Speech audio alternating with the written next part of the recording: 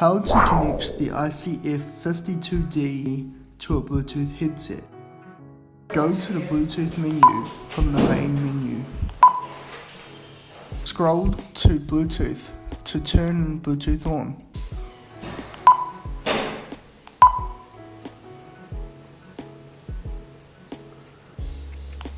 Scroll to Device List, find Device, Headset, then OK. Your device is now searching for the Bluetooth headset to pair with.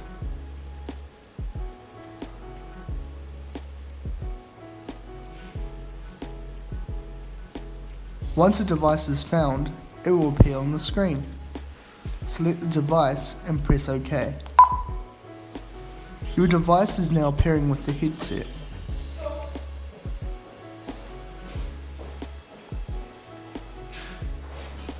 Great success! Your devices are now successfully paired. You can tell your device has Bluetooth on and is connected by the Bluetooth by the icon on the top of the main screen.